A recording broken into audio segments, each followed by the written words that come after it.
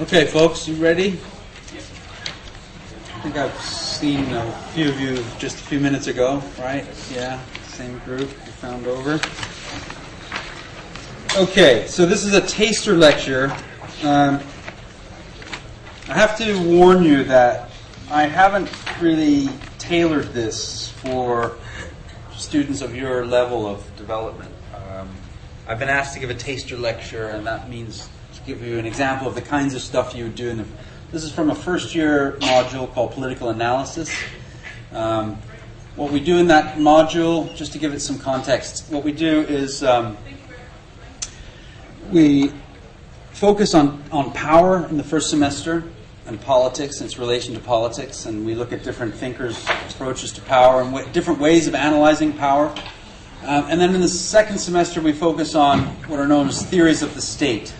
You know, to what extent is the state as a set of institutions meaningful as an autonomous actor? In other words, some people think the state is just a passive recipient of the power that comes from large corporations and their tax base, and that the preferences of large corporations are shown through government institutions and become law, to oversimplify hugely.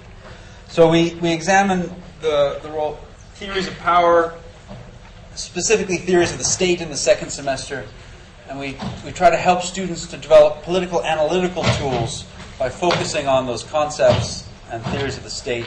And what we do to try to make it both current and contemporary and interesting, but also manageable in terms of combining this conceptual stuff with real-world politics, is we focus mainly on the U.S.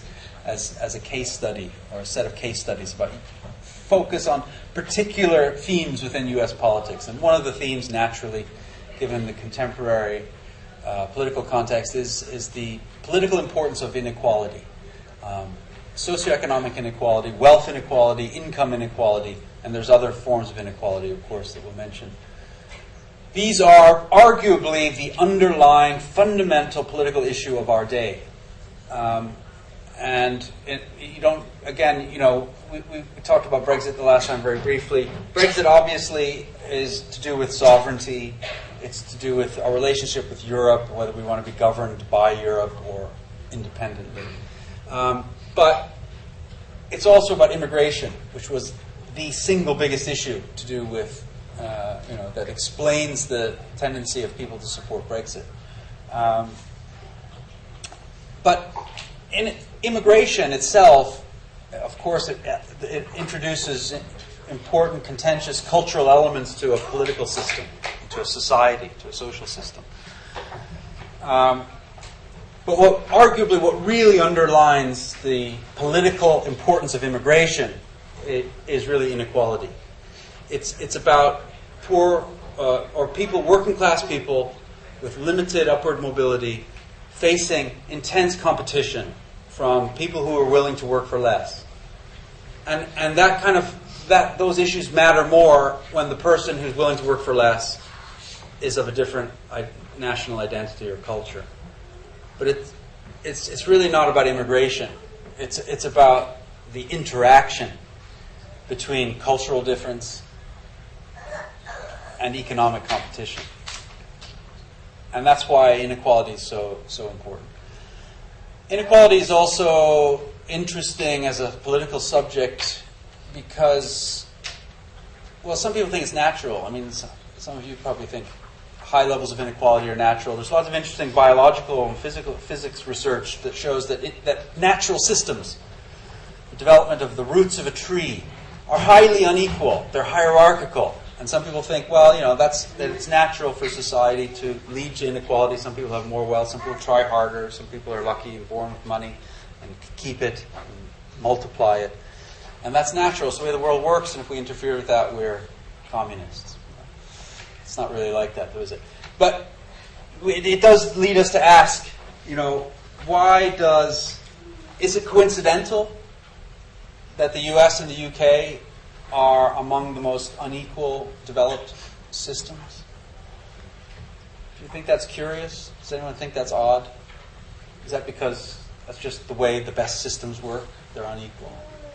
Product of success. What about, how do the Scandinavians do it? How do they achieve more equality and still remain a developed system? How does Germany do it? Does anyone have a view on whether there are that political systems matter, that we can have choices, that it's not just a natural outcome? Okay, I'll let you stew on that for a little while. Maybe I'll leave some questions at the end. But as I've said in the last mini lecture, I'm not very good at finishing lectures. I'm very good at starting them, I thought, until recently. Okay, usually I give away most of the meat of it in the intro. That's the wrong set of slides. Here we go. Okay, so this is a taster. I'm gonna skip over some stuff really quickly because this was a 55-minute lecture. I'm boiling down to 40. I know you've got other things to do. A friend of mine in Sri Lanka, a guy who owned a hotel I became friends with, he used to quote the back of the dollar bill. "In God we trust," he used to say, "but in dollars we pay." And it's true. We should note that economic inequality is not the only type. There's also political inequality. Women in this room will note that it's only until this century, or the last century, that women earned the right to vote. And there's still tremendous inequality based on gender in terms of pay and workloads. So there's also social inequality, usually based on racial and cultural differences. And we can also debate and recognize that there's a difference between, especially as a political ambition, political goal. What is your political goal? If you support a party that believes in equality or more equality, how do you do it? What's the actual finite goal? Is it equality of opportunity?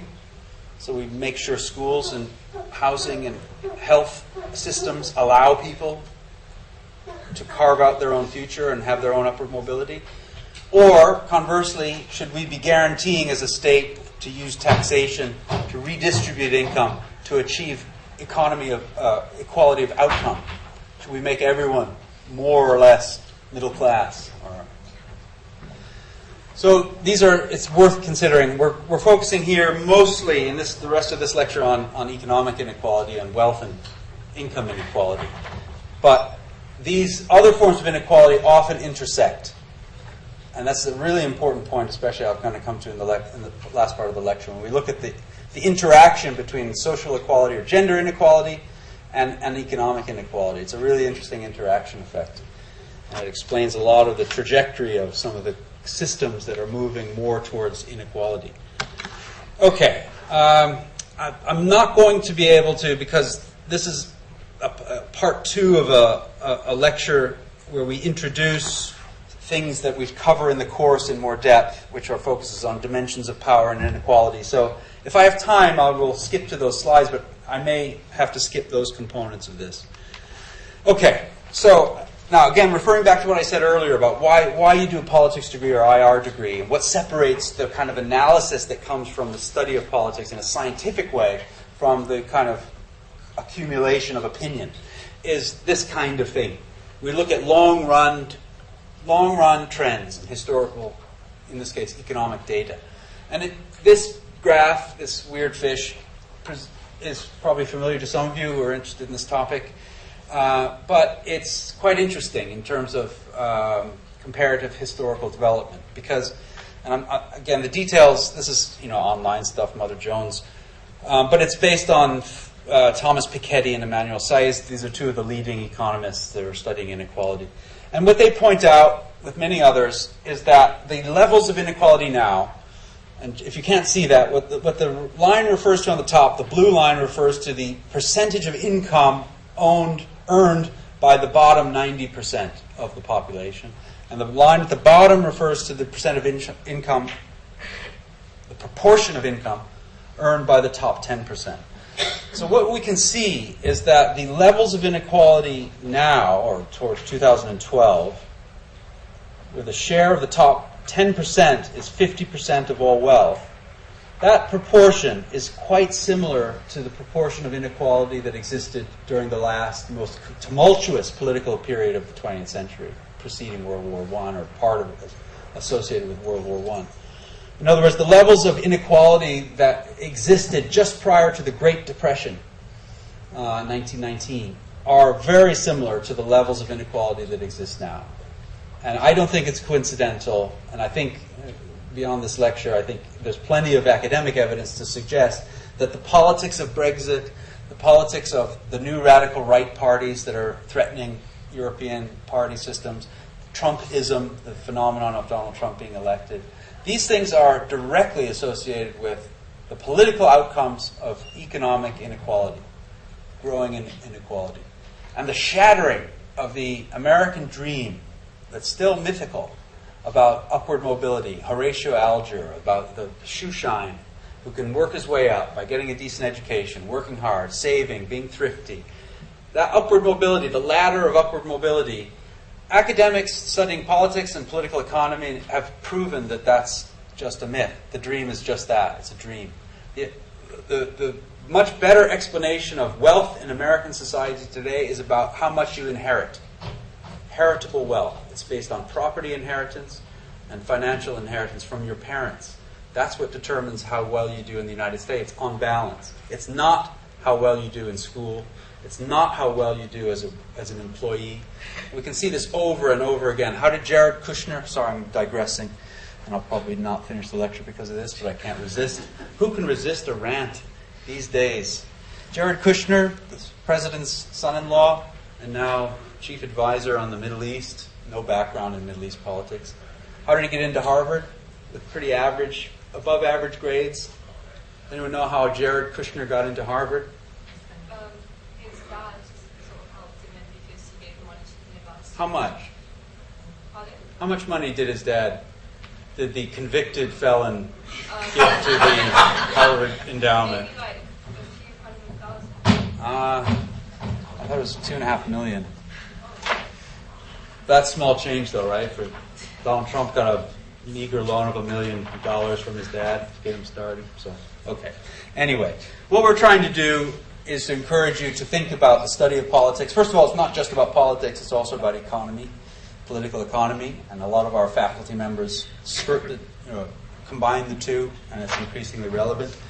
But also to develop an analysis that is harder to refute or is more easily supportable by evidence. These are the kinds of things we do. Not that everything is quantitative. This is just, I'm going to go through some of these very quickly, but this is the Genie Index. This is over time, historical trends over time in the amounts of inequality. So again, in the late 1920s, incredibly high levels of inequality, and then the crash. And then what we see here is another acceleration under the Reagan-Bush years in the 1980s. And it's not just them, by the way. It's not just Reagan and Bush and their policies. Clinton followed with similar neoliberal policies about deregulation of finance. But what we can see is that there's a pretty sharp upward increase during those years when the combination of economic factors and political factors contributed to higher levels of inequality. And we can see that it's jagged, but there's a fairly steady upward trend in the first part of this century.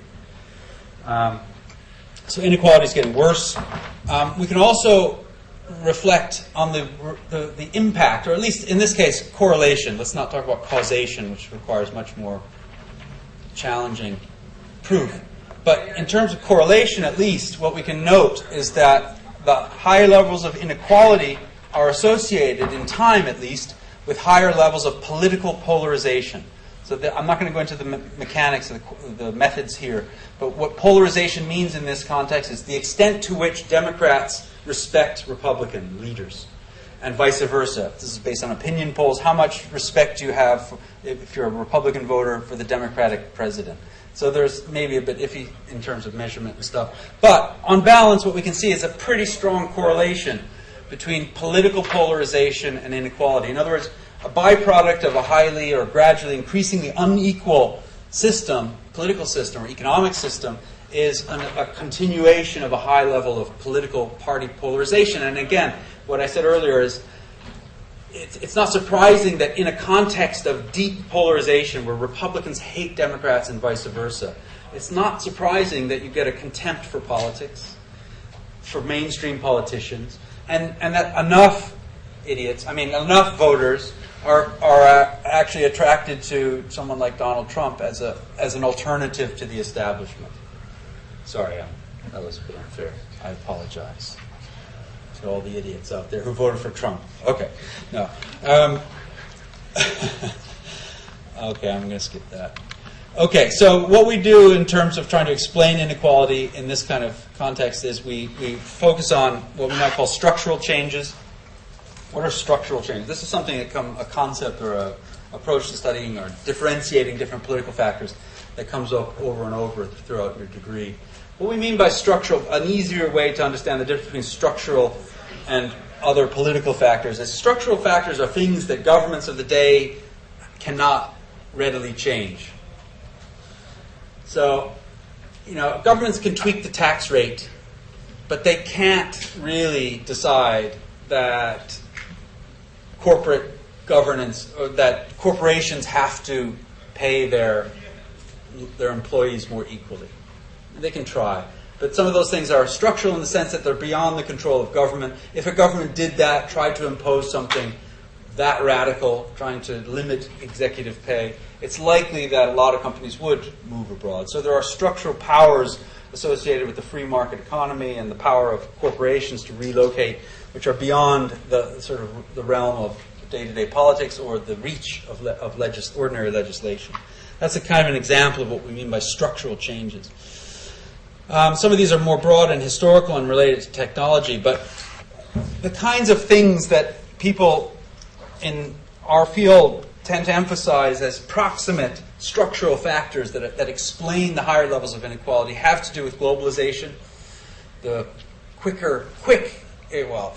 light speed movement of money, the quicker movement of goods through transport and air, and the slow but substantial movement of people. Those movements of those three things, of money, goods, and people, that we associate with globalization, have it's questionable, have created more pressure for globalization. Because basically, money moves a lot faster than people. And if a corporation decides that a government's taxation is unfair, they're going to move investment elsewhere, or at least threaten to, whether they do or not. The other factor, specific, this is maybe going into more specifics about economic explanations, but one of the factors that's increasingly emphasized both by people of the right and the left is that there's increasing recognition that the U.S. system and arguably the British and American, the North American, Anglo-American liberalized model of capitalism has tilted too much away from manufacturing, away from the types of income and jobs that lead to unionization, away from that towards financialization, which is basically, and I give examples of this, if any of you admit to at least watching crap American TV. I watch some sports occasionally, American sports, and you get bombarded with American ads, and it's as bad as you can imagine. But a lot of the ads during football breaks, American football, are to sell trucks. A lot of them. It's an incredible amount. I don't know. The trucks everywhere. Trucks. It turns out that the reason, as an example of financialization, what we see is that the selling of things like trucks is based on financial interests, where the car companies, of course they want to move their material, they want to sell trucks, but what they really want is to sell you a finance package for that truck. They want to make interest off of your purchase. So financialization, the diversification of companies that used to sell things into selling financial products, into selling debt, essentially, selling loans, is a part of a broader trend which is recognized by lots of mainstream economists, not just lefties, of a recognition that too much shift from manufacturing, from engineering, from things with clear, discernible value added that leads to scientific spread of knowledge and skills, towards financialization, which is studied and argued to be the least productive part of new economies, in terms of adding value, that's part of the problem.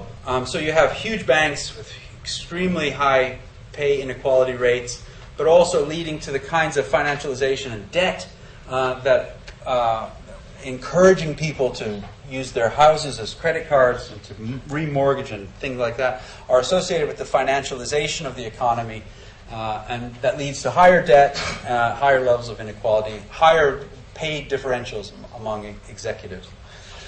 Okay, so globalization and financialization are kind of the key structural factors that are associated with the economic explanations. And then, again, I'm sorry I'm boring you with all the names of these authors, but again, this is something that distinguishes the kind of work you'll do at the university level with what you might do at A level, which is being able to associate key ideas and arguments with key authors.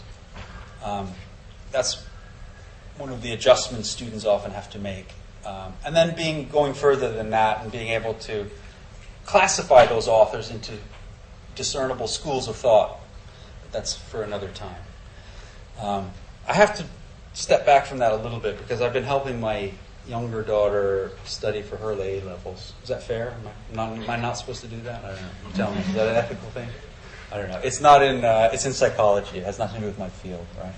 But I'm very impressed with the methodology, actually, and the sophistication of the methodology. And they are actually citing authors like that. You guys are at A level, or will be doing.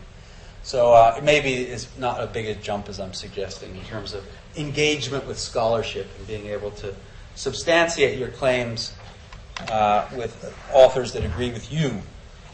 Okay, boring.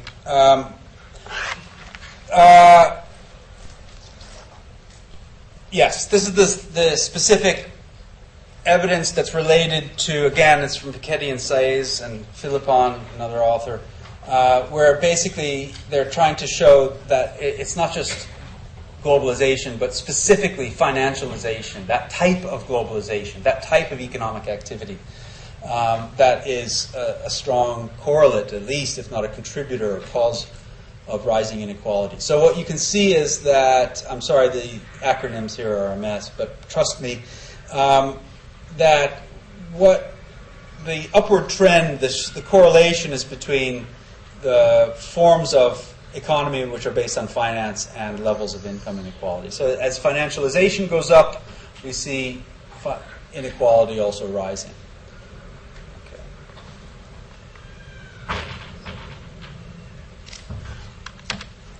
All right. Second set of economic explanations focus on macroeconomic shifts in the demand for labor. So this essentially is based on the shift that is nobody's fault away from, of outsourcing manufacturing to countries that can do it much cheaper. And so the reduction in developed countries in the proportion of the economy that's based on manufacturing. So here again, we see Germany, for example, compared to Britain and America, Germany still has a much larger manufacturing sector. And that partly explains its relative stability and its relatively quick bounce back from the 2008 crash. It's because it's been able to maintain those forms of production. Hasn't been as affected by the wish-wash of financialization that comes with booms and busts. However, we should also note German manufacturing as a proportion of its economy is also declining. Okay, so even Germany, even if it values that model and diversifies its economy, German state banks were also caught up in the mortgage, buying up those crappy mortgage packages, securities, derivatives, and Germany itself is struggling with the balance between financialization and manufacturing. Okay, globalization. International trade increases wage competition, so that's natural. The things we mentioned earlier about migrants being able to undercut wages, those are examples of how globalization or regionalization, if we're talking about Europe, how that impacts on wage inequality. So people working here for the same jobs will be earning less if there's competition from incomers who are willing to do it for less. Okay, and as the service economy is a proportion of the economy, in other words, the non-manufacturing, non-finance, or actually it's a part of the service sector. As these forms of economy increase, Wage competition, because more people can do these types of jobs, they're less skilled. Wage competition increases and wages go down. And when the proverbial hits the fan, when things get really tough after a recession, those who are the most vulnerable are also the first to be rationalized. So all of these factors contribute to, these shifts in labor and the demand for labor contribute to higher levels of inequality. Okay, then we might turn to separately, at least initially we see these factors as separate, and then in a more sophisticated analysis we try to look at interaction effects among these factors. But separately we might look first at social and cultural explanations. So one is the changes to the role of women in the workforce. Now we would expect, and many would have hoped, feminists as well, would hope that higher levels of female participation would mean that, as many of you families here are both working, you would hope that that would lead to an increase overall in prosperity and income, and as a result for society, a lowering of inequality. So in other words, you have both people working rather than just one breadwinner, as traditional family system. However, it doesn't work out that way in reality. In fact, what we see is that there's a very strong correlation between the proportion of females in the labor market. That actually associates very highly with high levels of inequality. And I'll try to explain very briefly why that might be. One is because you have more female-headed households, in other words, more divorces and separations, and female single breadwinners. So we're not talking about a happy couple with both people out there earning. Increasingly, we're talking about a single mother being forced to work to support themselves. So there's a higher proportion in places like the U.S. and the U.K. And so that we can see why that might not lead to more prosperity, but indeed more inequality. And also because of the residual effects of the service economy on casualization, and the fact that the women who are working now, the higher percentage of women are working, but a lot of them are doing part-time and casualized forms of work. So in other words, it's not likely to be very highly paid. So all the benefits that might have accrued from the emancipation of women into work and being somehow freed from domestic responsibilities has not led to an increase in prosperity. Yes, so there's casualization as part of the service sector economy, but also the fact is that you have a persistence of pay differentials, of systematic underpayment of women for the same work. And these are actually political issues that are highly relevant and topical and are likely to be addressed by governments that you'll be studying. Okay. Additional set. How are we doing, Manisha, for time? 5 minutes? Okay. We're almost there. Through the important stuff. All right. So a second set of social cultural explanations has to do with the emerging education gap. And in fact, I hope and I suspect, for better or worse, that's why many of you are here. In other words, those of you who value and see the potential benefits of investing in a university degree, you do so because you implicitly or explicitly know about this. You know that if you don't go to university, if you don't do something equivalent in terms of higher education or skills training, that your trajectory of income is likely to be lower. And so, in other words, the loan is going to be worth it because, on balance, you're going to be on a higher trajectory of income for the rest of your life. And that's fortunate for you. It's unfortunate for those who either don't have the inclination or the means, or feel like they don't have the means to develop the skills, the knowledge that puts you into the knowledge economy. But we can certainly see, and again, you don't have to look beyond Brexit to see the impact of this kind of phenomenon, where people with fewer and the same for Trump, with people, the Trump voters who swung it in those key swing states were those were the white precariat. They were the middle-aged white guys, low skills, whose prospects for income and improvement and the next generational continuation of improvement have declined. And it's the same in this country. Those who are on the wrong side of this education gap are much more likely to have voted for Brexit for not constitutional reasons, for basically because of their own sense that the system itself is not working for them. Okay. All right. Other that are maybe more explicitly political explanations. Now, these aren't necessarily alternative explanations. These are alternative dimensions of what might be considered a composite explanation of why inequality is so much worse and what its political implications are.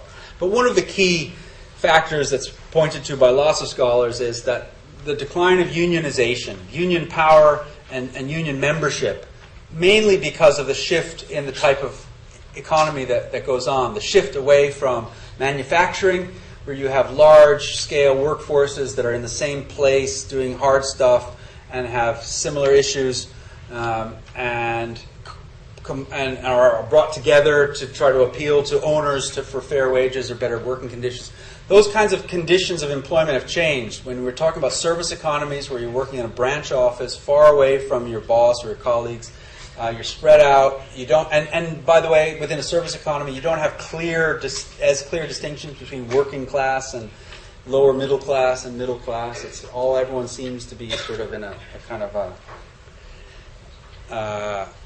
So, in other words, class identity, class politics has declined. Unionization, membership has declined. So, the political power of employees,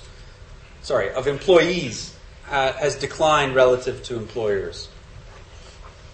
And that has an impact on political parties like the Labour Party, for example, or Democrats in the United States.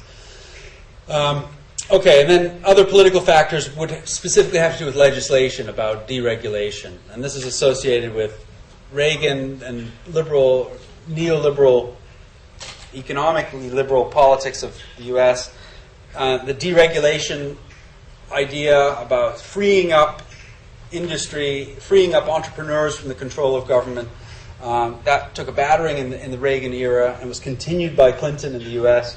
It was adopted, a very similar neoliberal economic policy, deregulatory approach, let business free from the shackles of red tape. Similarly followed by New Labour, maybe necessarily to get elected.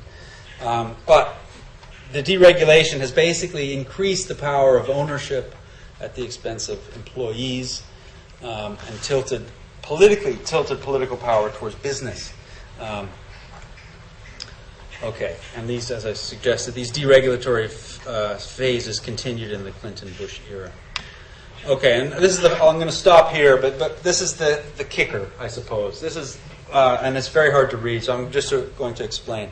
The two bars that are going from low to high have to do with, those are the percentage of women in the labor market. You can see growing steadily from 1950, where there was a very low percentage towards a much higher percentage by 2010, so it's a fairly steady upward climb.